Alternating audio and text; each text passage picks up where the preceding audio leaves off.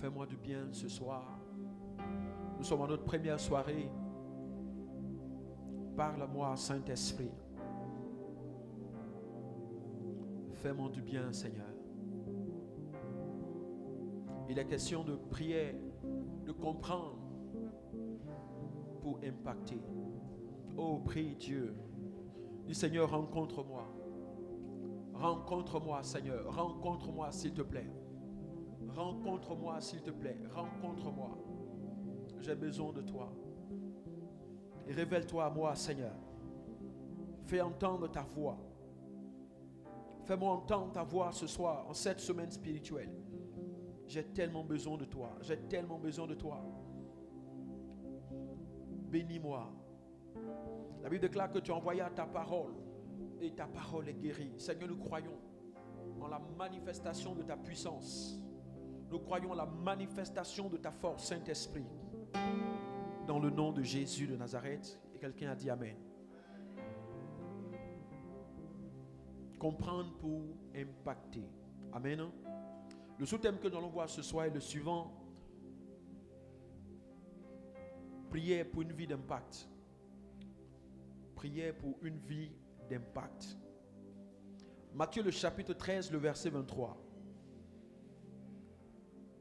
Matthieu chapitre 13, verset 23. La Bible dit, celui qui a reçu la sémence dans la bonne terre, c'est celui qui entend la parole et la comprend.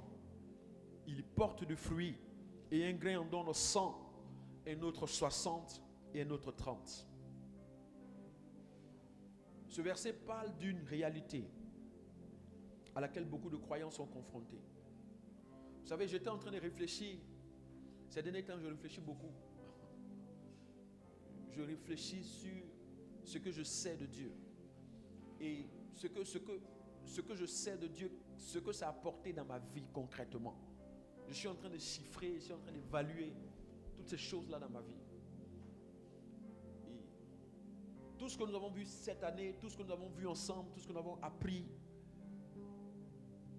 ça me renvoie à une seule vérité, la compréhension.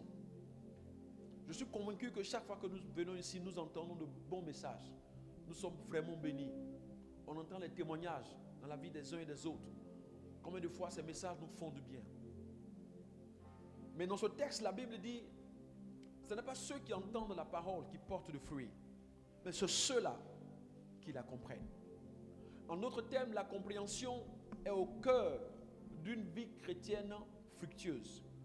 Vous ne pouvez pas avoir une vie chrétienne fructueuse si vous entendez de beaux messages, de belles exhortations, de beaux enseignements, si vous participez à de beaux séminaires sans la compréhension.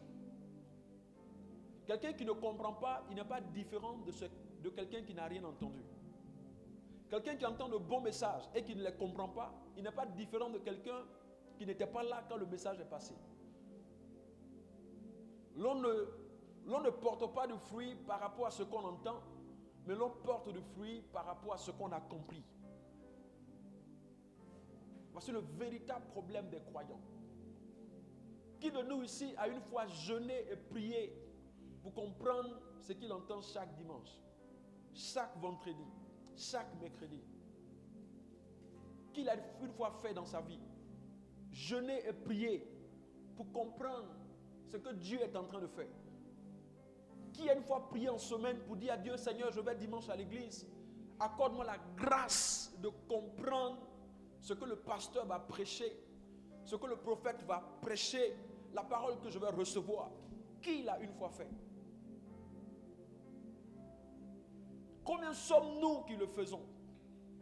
Qui prions, qui jeûnons, qui pleurons devant Dieu pour comprendre, sachant que la compréhension est le secret pour être fructueux. Vous allez rencontrer des chrétiens qui vont passer 12 mois de l'année à être comme des mendiants, excusez-moi du terme, des gens qui n'ont que des requêtes, qui exigent de Dieu, qui demandent à Dieu. En fin d'année, c'est le bilan, là c'est la totale. Seigneur, tu n'as pas fait ceci. Seigneur, tu n'as pas fait cela. Le Saint-Esprit m'a envoyé te dire, est-ce que tu as compris ce qu'il essaie de te dire depuis le 1er janvier jusqu'à aujourd'hui? Est-ce que tu as compris ce que le Seigneur a essayé de faire dans ta vie? Est-ce que tu essaies de comprendre ce sur quoi le Seigneur est en train d'attirer ton attention tout au long de cette année? La compréhension. Vous ne deviendrez jamais les personnes que Dieu vous appelle à être sans la compréhension.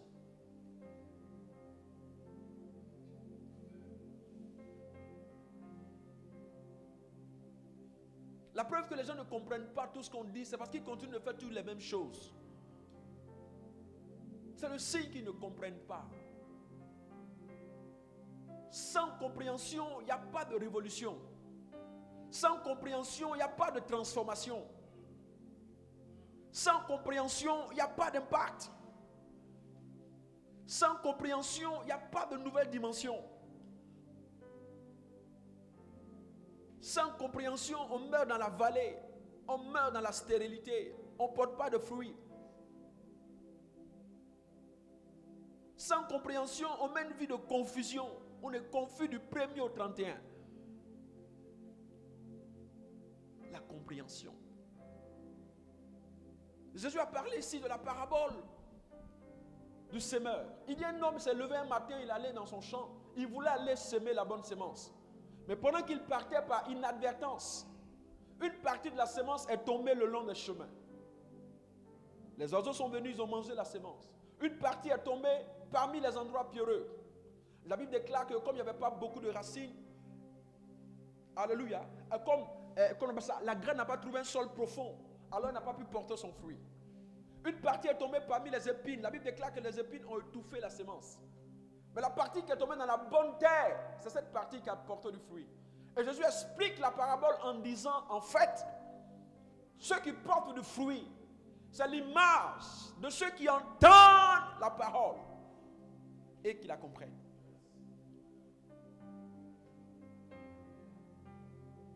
J'étais en train de me poser la question de savoir. Souvent je me posais la question de savoir pourquoi est-ce que quand on a le temps de réception, les gens ne viennent pas aux réceptions. Le Saint-Esprit m'a dit, le Saint-Esprit m'a répondu aujourd'hui. Parce que ce qui va même t'exposer là, c'est quelque chose déjà que tu as déjà enseigné. Donc souvent, ça nous fait honte tout même de venir encore exposer des problèmes pour lesquels on a déjà enseigné, on a déjà prié. Vous comprenez? Vous comprenez? Donc ils ne peuvent pas venir. Parce que c'est le signe que ce qu'on a dit, ils n'ont pas compris. Aujourd'hui, par exemple, si quelqu'un fait des songes bizarres, il ne peut pas venir m'expliquer. Il ne peut pas. Parce qu'on a enseigné là-dessus, par A plus B, on a montré le principe actif. Donc si toi, tu continues de vivre les mêmes réalités, ça veut dire que le jour qu'on a parlé, tu n'as rien compris. Mais au lieu de retourner à ce qu'on a dit, de rechercher, de prier par rapport à ça, d'essayer de comprendre, tu ne l'as pas fait. Donc tu ne peux pas venir me voir. Vrai ou faux? Si c'est faux, dites-moi. J'allais voir le Seigneur pour dire que c'est faux. Ce que tu m'as dit là, ce n'est pas vrai. Voilà le problème. Donc ça fait que souvent quand on parle de ces mêmes choses, certains disent, oh, ça on a déjà entendu. Mais tu as déjà entendu, mais est-ce que tu as compris? La preuve, tu vis la même réalité.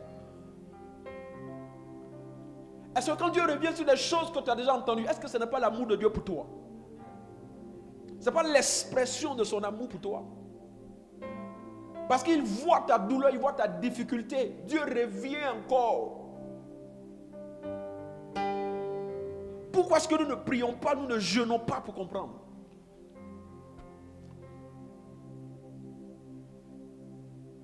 Depuis près d'un mois, je suis en train d'étudier le même texte. Si ceux qui me suivent un peu sur tout ce que nous faisons, c'est le même texte. Je suis en train de prêcher sur toutes ces formes parce que je suis en train de l'étudier, mais en profondeur pour comprendre. La compréhension. Voilà le nœud de la vie chrétienne. Comprends-tu ce que tu lis? Comprends-tu ce que tu entends? Comprends-tu ce que Dieu est en train de faire? Est-ce que tu comprends? Ce qui fait que tu ne portes pas de fruit dans tel ou dans tel autre domaine, c'est parce que tu ne comprends pas ce que Dieu te dit ou ce que Dieu est en train de faire. C'est pour cela que tu vis les mêmes réalités.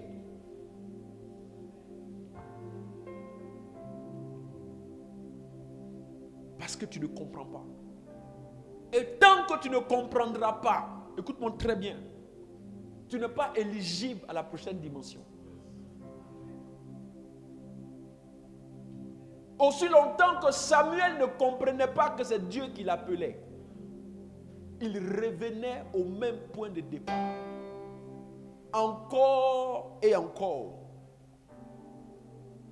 Il entendait la voix, mais il ne comprenait pas que c'est Dieu qui l'appelait. Il revenait encore et encore au point de départ.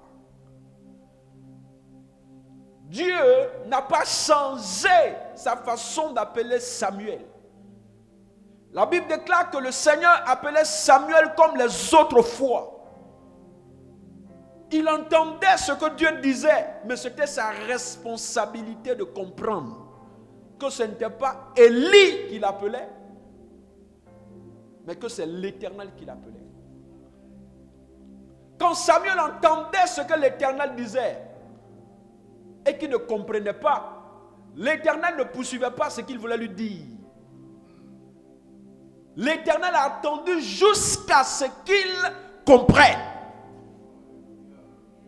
avant d'ajouter à ce qu'il avait déjà entendu. Je répète.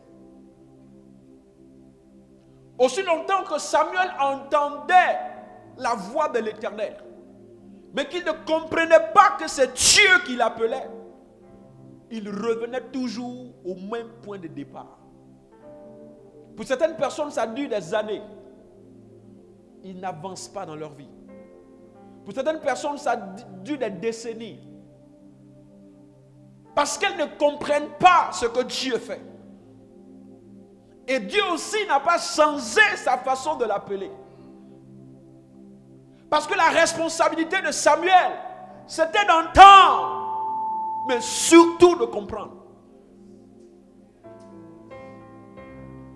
Alors aussi longtemps qu'il ne comprenait pas, il revenait au point de départ.